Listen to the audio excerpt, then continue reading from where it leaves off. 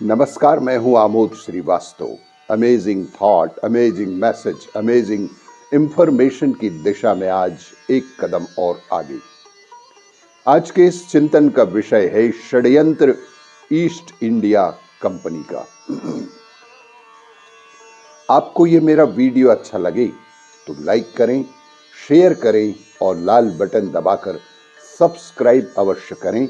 साथ ही bell icon दबाना बिल्कुल ना भूलें।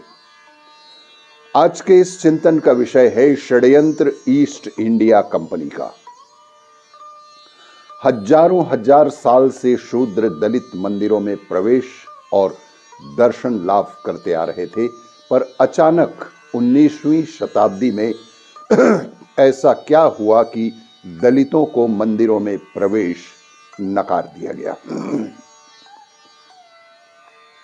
क्या आप सबको इसका सही कारण मालूम है, या सिर्फ बामनों को गाली देकर मन को झूठी तसल्ली दे देते हैं? एक बहुत ही बड़ा षड्यंत्र जो कि ईस्ट इंडिया कंपनी के द्वारा रचा गया।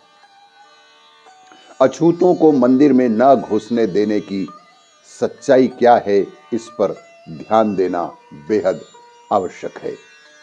ये काम पुजारी करते थे कि मक्कार अंग्रेजों के लूटपाट का षड्यंत्र क्या था।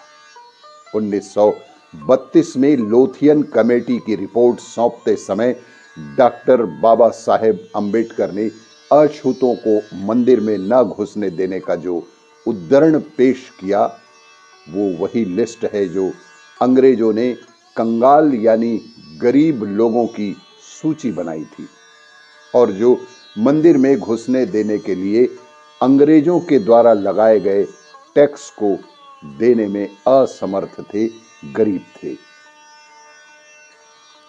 एक बहुत बड़ा षड्यंत्र 1808 ईस्वी में ईस्ट इंडिया कंपनी पुरी के जगन्नाथ मंदिर को अपने कब्जे में ले लेती है और फिर लोगों से कर वसूला जाता है।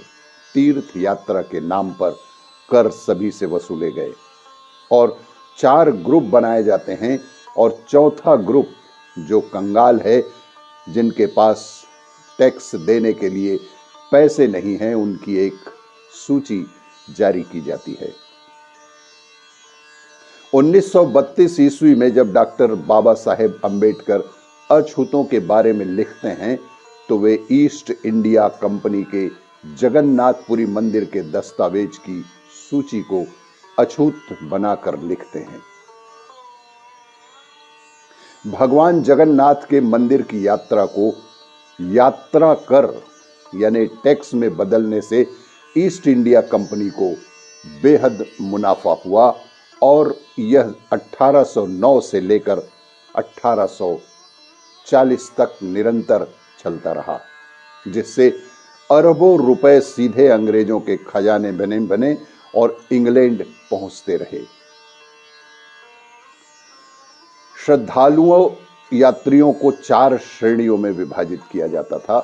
प्रथम श्रेणी लाल जतरी उत्तर के धनी यात्री, द्वितीय श्रेणी निम्न लाल यानी कि दक्षिण के धनी यात्री, तृतीय श्रेणी अर्थात भूरंग यात्री जो 2 रुपए तक दे सकने में समर्थ थे, और चतुर्थ श्रेणी पुंज तीर्थ अर्थात कंगाल की श्रेणी, जिनके पास 2 रुपए भी नहीं होते थे।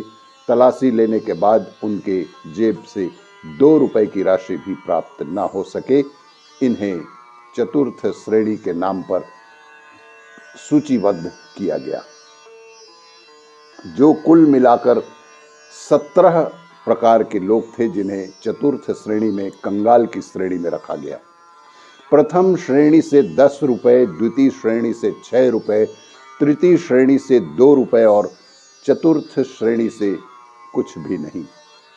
अब जो कंगाल की लिस्ट है, जिन्हें हर जगह रोका जाता था और मंदिर में नहीं घुसने दिया जाता था, यही षड्यंत्र ईस्ट इंडिया कंपनी के द्वारा उस समय लगाया गया था, जिसका भुगतान आज तक हम भुगत रहे हैं और बिना जानकारी के ही उन्हें मंदिर प्रवेश में मना किया जाता है।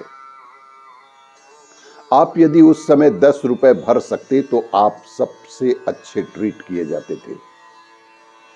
डॉक्टर बाबा साहेब अंबेडकर ने अपनी लोथियन कमेटी रिपोर्ट में इसी लिस्ट का जिक्र किया है और कहा कि कंगाल पिछले 100 साल में कंगाल ही रहे। बाबा साहेब अंबेडकर की उसी सूची के आधार पर आज भी लोगों को मंदिर प्रवेश से रोका जाता है। बाद में वही कंगाल षड्यंत्र के तहत अछूत भी बना दिए गए। हिंदुओं के सनातन धर्म में छुआछूत बेसिक रूप से कभी था ही नहीं। यदि ऐसा होता तो सभी हिंदुओं के शमशान घाट और चिता अलग अलग होती और मंदिर भी जातियों के हिसाब से ही बने होते और हरिद्वार में अस्थि विसर्जन भी जातियों के हिसाब से ही होता। ये जातिवाद ईसाई और मुसलमानों में है।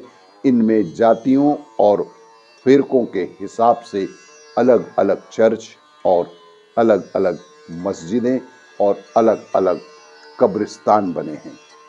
हिंदुओं में कभी भी जातिवाद भाषावाद रहा ही नहीं। यह एक षड्यंत्र के तहत ईस्ट इंडिया कंपनी के द्वारा चालू किया गया था, जिसका भुगतान भारत आज तक भुगत रहा है। आपको ये मेरा वीडियो अच्छा लगे तो लाइक करें, शेयर करें और सब्सक्राइब अवश्य करें। धन्यवाद।